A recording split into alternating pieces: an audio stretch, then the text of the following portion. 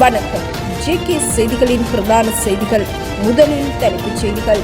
முன்னாள் ஜனாதிபதி ரணில் விக்ரமசிங்கே, எதிர்க்கட்சித் தலைவர் சஜித் பிரேமதாச ஆகியோர் ஒன்றிணைந்து செயற்படுவதற்கு தீர்மானம். மனவிரக்தி காரணமாக 16 வயதுடைய பாடசாலை மாணவி தவறான முடிவு. செவ்வந்தியுடன் தொலைபேசியில் கதைத்து வரும் சந்தேக நபர் தொடர்பில் தகவல். ஜனாதிபதி அனுரகுமார திசாநாயக்க இன்று யாழ்ப்பாணத்திற்கு விஜயம். சக்தி வாய்ந்த எதிர்க்கட்சி தலைவர் ஒருவர் விரைவில் கைது செய்யப்பட உள்ளதாக அறிவிப்பு. மட்டக்களப்பில் ஒரு வாரத்தில் மாத்திரம் 3 சிறுமிகள் பாலியல் துஷ்பிரயோகத்திற்குள்ளாக்கப்பட்டமை தொடர்பில் 17 வயதுடைய இளைஞர்கள் கைது. முன்னாள் ஜனாதிபதி கோட்டாபாய ராஜபக்சவிடம் விசாரணை. வரதட்சணைக்காக தனது மனைவியை அசிட் குடிக்க வைத்து கொலை செய்த கணவர் மற்றும் அவரது குடும்பத்தார் மீது விசாரணை. GPT தொழில்நுட்ப செயலியின் அறிவுரையின் கீழ் தனது தாயை கொலை செய்து தனது உயிரை மாய்த்து கொண்ட நபர் தொடர்பில் தகவல். ஊழல் வழக்கு தொடர்பாக சக்தி வாய்ந்த எதிர்க்கட்சி தலைவர் விரைவில் கைது செய்யப்பட உள்ளதாக அரசியல் வட்டாரங்கள் தகவல் வெளியிட்டுள்ளன. குறித்த எதிர்க்கட்சி தலைவர் அமைச்சராக பதவி வகித்த போது சம்பந்தப்பட்ட அமைச்சகத்தின் ஊழியர்கள் குழுவை தனது தனிப்பட்ட நோக்கங்களுக்காக பயன்படுத்தியதாக இவர் மீது குற்றம் சுமத்தப்பட்டுள்ளது. இச்சம்பவம் தொடர்பாக ஏற்கனவே ஆதாரங்கள் கிடைக்கப்பெற்றுள்ளதாக அரசாங்கம் அறிவித்துள்ளது. சம்பவம் தொடர்பாக ஊழியர்கள் குழுவிடமிருந்தும் ஏற்கனவே வாக்குமூலங்கள் பதிவு செய்யப்பட்டுள்ளன. அத்துடன் எதிர்க்கட்சி தலைவர் ஒரு அமைச்சகத்திற்கு பணம் செலவழித்ததாகவும் குற்றம் சுமத்தப்பட்டுள்ளது. இதேவேளை பல்வேறு ஊழல் வழக்குகளுக்காக இவ்வருடத்தில் மாத்திரம் 10 அரசியல்வாதிகள் சிறையில் வைக்கப்பட்டுள்ளமையும் குறிப்பிடத்தக்கது. பசறை தகா கனாவா பகுதியில் உள்ள வீடொன்றிற்குள் இருந்து 2 இளைஞர்களின் சடலங்கள் கண்டெடுக்கப்பட்டுள்ளன. பசறை தகா கனாவா பகுதியில் உள்ள வீட்டில் 2 உடல்கள் இருப்பதாக அவசர ஆம்புலன்ஸ் சேவைக்கு கிடைக்கப்பெற்ற தகவலின் அடிப்படையில் நடத்தப்பட்ட விசாரணைகளை அடுத்து இளைஞர்கள் 2 உடலங்கள் மீட்கப்பட்டதாக போலீசார் தெரிவித்துள்ளனர். ஒரே வீட்டில் 2 உடல்கள் கண்டெடுக்கப்பட்ட சம்பவம் தொடர்பில் விசாரணைகள் முன்னெடுக்கப்பட்டுள்ளதாகவும் அறிவிக்கப்பட்டுள்ளது. மட்டக்களப்பு மாவட்டத்தின் 2 போலீஸ் பிரிவுகளில் உள்ள பிரதேசங்களில் ஒரு வாரத்தில் 3 சிறுமிகள் மீது பாலியல் துஷ்பிரயோகம் மேற்கொள்ளப்பட்டுள்ளமை தொடர்பில் விசாரணைகள் ஆரம்பிக்கப்பட்டுள்ளன. இவர்களுள் 13 மற்றும் 17 வயதுடைய 2 சிறுமிகள் கர்ப்பம் தரித்துள்ளதாகவும் 2 சிறுவர்களை கைது செய்துள்ளதாகவும் போலீசார் தெரிவித்துள்ளனர். மாவட்டத்தில் உள்ள ஒரு போலீஸ் பிரிவில் உள்ள பிரதேசம் ஒன்றின் சில தினங்களுக்கு முன்னர் வாந்தி எடுத்த 17 வயது சிறுமி ஒருவரை வைத்தியசாலையில் அனுமதித்த போது அவர் 3 மாத கர்ப்பிணியாக இருப்பதை வைத்தியர்கள் கண்டறிந்தனர். இதனை அடுத்து போலீசார் விசாரணைகளை மேற்கொண்ட போது கடந்த 3 மாதத்திற்கு முன்னர் அடையாளம் தெரியாத ஒருவரால் தான் பாலியல் துஷ்பிரயோகத்திற்கு உள்ளாக்கப்பட்டதாக சிறுமி தெரிவித்துள்ளார். இதேவேளை மற்றொரு 13 வயது சிறுமியை பாலியல் துஷ்பிரயோகத்திற்கு உட்படுத்திய 17 வயதுடைய சிறுவர் ஒருவரை போலீசார் கைது செய்துள்ளனர். கைது செய்யப்பட்ட சிறுவன் இதற்கு தான் காரணம் இல்லை எனவும் தனது நண்பரே காரணம் எனவும் தெரிவித்த நிலையில் குறித்த சிறுவனையும் அவரது நண்பரையும் போலீசார் கைது செய்தனர். இதனை அடுத்து நீதிமன்றில் ஆஜர்படுத்திய நிலையில் இருவரையும் 14 நாட்கள் விளக்கமறியலில் வைக்குமாறு நீதவான் உத்தரவிட்டுள்ளார். இதேவேளை மட்டக்களப்பு மாவட்டத்தில் மற்றொரு போலீஸ் பிரிவின் கீழ் உள்ள பிரதேசம் ஒன்றில் 15 வயது சிறுமி ஒருவரை பாலியல் துஷ்பிரயோகத்திற்கு உட்படுத்திய 17 வயதுடைய மற்றொரு சிறுவர் கைது செய்யப்பட்டுள்ளார். ஒரே வாரத்தில் மட்டக்களப்பு மாவட்டத்தில் 3 சிறுமிகள் இவ்வாறு பாலியல் துஷ்பிரயோகத்திற்கு உள்ளாக்கப்பட்டுள்ளமை தொடர்பில் தொடர்ந்தும் விசாரணைகள் முன்னெடுக்கப்பட்டுள்ளதாக அந்தந்த போலீஸ் நிலைய அதிகாரிகள் தெரிவித்துள்ளனர். அதிவேக நெடுஞ்சாலைகளில் பயணிக்கும் அனைத்து வாகனங்களிலும் இருக்கைகளில் உள்ள அனைவரும் இன்று முதல் ஆசன பட்டிகளை அணிவது கட்டாயமாக்கப்பட்டுள்ளதாக போக்குவரத்து மற்றும் நெடுஞ்சாலைகள் அமைச்சு அறிவித்துள்ளது. ஆசன பட்டிகள் பொருத்தப்படாத வாகனங்களுக்கு 3 மாத கால அவகாசம் வழங்கப்பட்டுள்ளமையும் குறிப்பிடத்தக்கது. அரசு நிறுவனங்களில் குவிந்து கிடக்கும் தேவையற்ற பொருட்களை அகற்றுவதற்கான விசேட திட்டத்தை இன்று முதல் செயற்படுத்த அரசாங்கம் நடவடிக்கை எடுத்துள்ளது. செய்யிறி வாரம் என பெயரிடப்பட்டுள்ள இத்திட்டம் இன்று முதல் 4 நாட்களுக்கு செயற்படுத்தப்படும் எனவும் அறிவிக்கப்பட்டுள்ளது. அரசு நிறுவனங்களில் உள்ள அதிகாரிகள் சுதந்திரமாக தமது கடமைகளை செய்வதற்கு ஏற்ற சுத்தமான மற்றும் ஆரோக்கியமான சூழலை உருவாக்கும் நோக்கில் இத்திட்டம் செயற்படுத்தப்பட்டுள்ளது. இதற்காக பொது நிர்வாகம், மாகாண சபைகள் மற்றும் உள்ளூராட்சி அமைச்சின் செயலாளரால் விசேட சுற்றறிக்கை ஒன்று வெளியிடப்பட்டுள்ளதுடன் இது அனைத்து அமைச்சுக்களின் செயலாளர்கள், மாகாண தலைமைச் செயலாளர்கள், திணைக்கள பிரதானிகள், மாவட்ட செயலாளர்கள், அரச கூட்டுத்தாபனங்கள் மற்றும் சட்டபூர்வ சபைகளின் பிரதானிகளுக்கு அனுப்பப்பட்டுள்ளது. கிளீன் ஸ்ரீலங்கா தேசிய வேலை திட்டத்துடன் இணைந்து செயற்படுத்தப்பட உள்ளதுடன் தேவையான மற்றும் தேவையற்ற பொருட்களை அடையாளம் காண்பது மற்றும் தேவையற்ற பொருட்களை அகற்றுவது இதன் கீழ் மேற்கொள்ளப்படும் எனவும் அறிவிக்கப்பட்டுள்ளது. ஐக்கிய தேசிய கட்சியில் இருந்து விலகிச் சென்று ஐக்கிய மக்கள் சக்தியுடன் இணைந்து கொண்ட உறுப்பினர்கள் உட்பட எதிர்க்கட்சித் தலைவர் சஜித் பிரேமதாச மீது விதிக்கப்பட்ட இடைநிறுத்த உத்தரவை நீக்குவதற்கு ஐக்கிய தேசிய கட்சி தீர்மானித்துள்ளதாக தகவல்கள் வெளியாகியுள்ளன. ஐக்கிய தேசிய கட்சியின் தலைவரான முன்னாள் ஜனாதிபதி ரணில் விக்ரமசிங்கவின் ஆலோசனையின் பேரில் இந்நடவடிக்கை எடுக்கப்பட்டுள்ளதாக சிரேஷ்ட பேச்சாளர் ஒருவர் அறிவித்துள்ளார். இந்நடவடிக்கை ஒற்றுமையை நோக்கி எடுக்கப்பட்ட முதல் படி என ஐக்கிய தேசிய கட்சி அறிவித்துள்ளது. இதனிடையே ஐக்கிய தேசிய கட்சியின் வருடாந்த மாநாட்டுக்கு அனைத்து உறுப்பினர்களும் அழைக்கப்பட்டுள்ளனர். இந்த மாநாட்டிற்கு எதிர்க்கட்சித் தலைவர் சஜித் பிரேமதாச, முன்னாள் ஜனாதிபதிகளான மஹிந்த ராஜபக்ச, மைத்ரிபால சிறிசேன ஆகியோரும் அழைக்கப்பட்டுள்ளமை குறிப்பிடத்தக்கது. யாழ்ப்பாணத்தில் மனவிரக்தி காரணமாக பாடசாலை மாணவி ஒருவர் தவறான முடிவெடுத்து தனது உயிரை மாய்த்துள்ளார். இடைக்காடு அச்சுவெளி பகுதியைச் சேர்ந்த கேதீஸ்வரன் சுபானு என்ற 16 வயதுடைய மாணவியே இவ்வாறு உயிரிழந்துள்ளார். மாணவியின் தந்தை நீண்ட காலமாக மனைவியை பிரிந்திருந்த நிலையில் மாணவி தாயாருடனேயே வசித்து வந்துள்ளார்.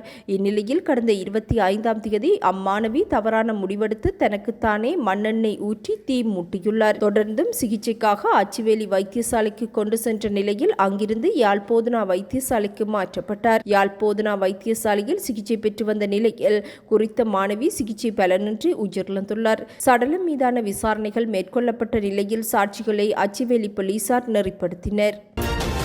போலீசாரால் தேடப்படும் இஷாரா செவ்வந்தி என்ற பெண்ணுடன் தொடர்புகளை பேணி வரும் மற்றொரு சந்தேக நபர் குறித்த தகவல்கள் கிடைக்கப்பெற்றுள்ளதாக கொழும்பு பிரதான நீதவான் அசங்க எஸ்போதரகமவிடம் கொழும்பு போலீஸ் குற்றத்தடுப்பு பிரிவினர் அறிவித்துள்ளனர். கொழும்பு புதுக்கடை நீதிமன்றத்திற்குள் வைத்து கடந்த பிப்ரவரி மாதம் 19ஆம் தேதி கணேமுல்ல சஞ்சீவ சுட்டு படுகொலை செய்யப்பட்டிருந்தார்.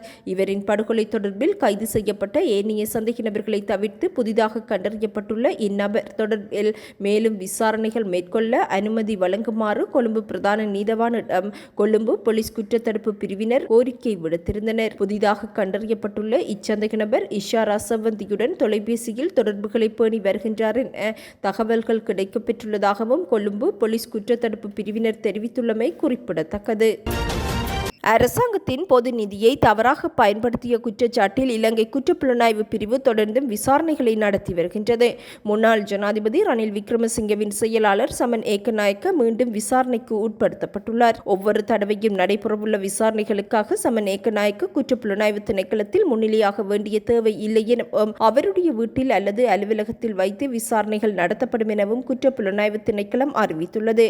விசாரணைகள் நடத்தப்படும் முறைமைகள் தொடர்பாக அவருக்கு அறிவுறுத்தப்பட்ட உள்ளதாகவும் ரணில் விக்ரமசிங்கவின் ஊடக பிரிவு அறிவித்துள்ளது. இதேவேளை இவ்விவகாரம் குறித்து தொடர்புடைய வேறு சில அதிகாரிகளும் விசாரணைகளுக்கு உட்படுத்தப்படுவார்கள் என அறிவிக்கப்பட்டுள்ளது.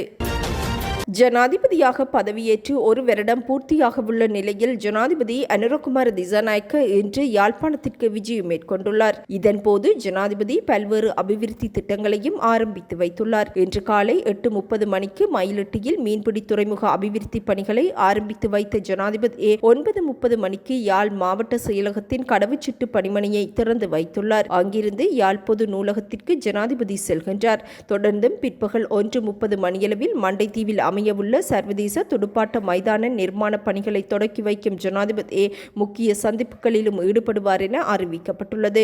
இதேவேளை தற்போது தமிழர்கள் மத்தியில் பேசு பொருளாகியுள்ள செம்மணி மனித புதைகுழியையும் ஜனாதிபதி பார்வையிடக்கூடும் என தகவல்கள் வெளியாகியுள்ளன.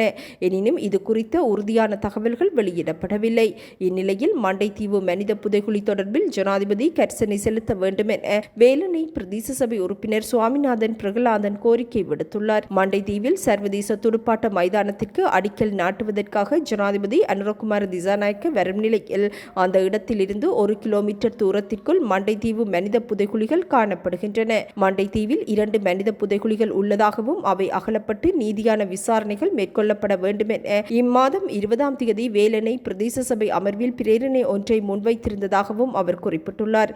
அது தீர்மானமாக நிறைவேற்றப்பட்டதை அடுத்து கடந்த 26ஆம் தேதி மண்டைத்தீவு மனித புதைகுழியின் 30 1976ஆம் ஆண்டு நினைவு தினத்தை புதைகுழி உள்ள இடத்தில் நினைவு கூர்ந்ததாகவும் அவர் சுட்டிக்காட்டியுள்ளார். இந்நிலையில் தமது தீர்மானத்தின்படி புதைகுழி அடையாளப்படுத்தப்பட்டுள்ளதாகவும் மண்டைதீவுக்கு வரும் ஜனாதிபதி அனுரகுமார திசாநாயக்க மண்டைதீவு மனித புதைகுழிகள் தொடர்பில் கரிசனை செலுத்த வேண்டும் எனவும் வலியுறுத்தியுள்ளார். இதேவேளை நாளை செவ்வாய்க்கிழமை முல்லைத்தீவுக்கு விஜயம் செய்யும் ஜனாதிபதி அனுரகுமார திசாநாயக்க வட்டுவாகல் பாலத்தின் புனரமைப்பு பணியை ஆரம்பித்து வைப்பார் என அறிவிக்கப்பட்டுள்ளது.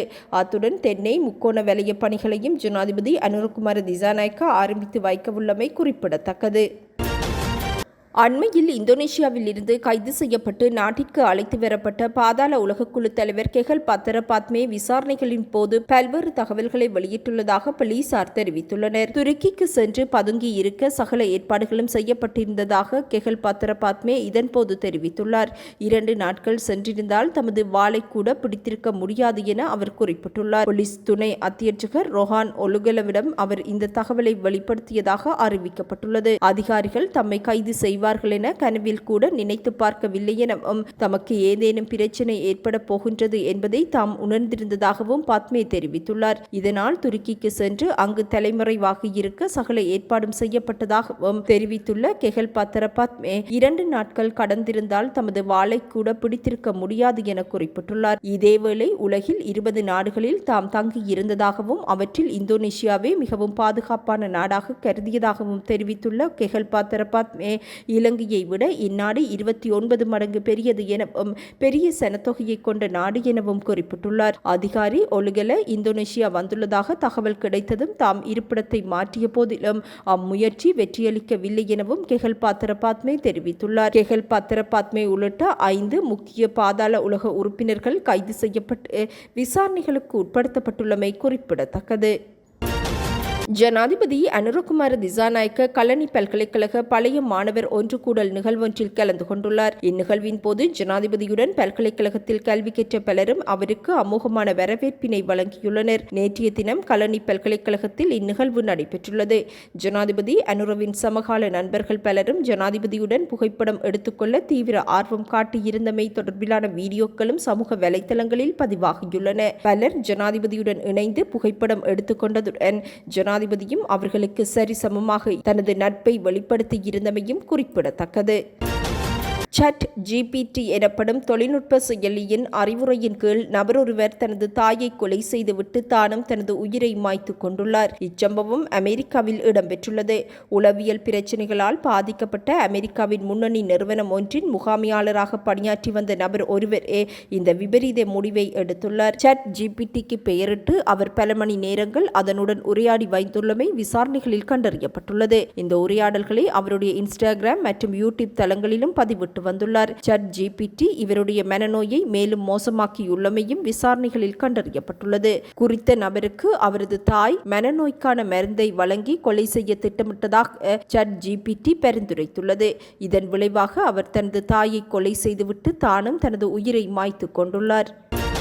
முன்னாள் ஜனாதிபதி கோட்டாபாய ராஜபக்ச இன்று குற்றப்புலனாய்வு திணைக்களத்தில் முன்னிலையாகுவார் என எதிர்பார்க்கப்படுகின்றது. காலி முகத்திடலில் போராட்டம் நடத்தியவர்கள் மீதான தாக்குதலை கட்டுப்படுத்த தவறியது தொடர்பாக முன்னாள் போலீஸ் மா அதிபர் தேசப்பந்து தென்னக்கோன் அளித்த வாக்குமூலம் தொடர்பில் கோட்டாபாய ராஜபக்சவிற்கு இந்த அழைப்பு விடுக்கப்பட்டுள்ளது. ஆப்கானிஸ்தானின் இந்துகுஸ் பகுதியில் நேற்றிரவு 6.0 அளவிலான நிலநடுக்கத்தினால் சுமார் 20க்கும் மேற்பட்டோர் உயிரிழந்துள்ளனர். இந்நிலநடுக்கம் கடல் மட்டத்தில் இருந்து 8 கிலோமீட்டர் ஆழத்தில் ஏற்பட்டதாக அறிவிக்கப்பட்டுள்ளது.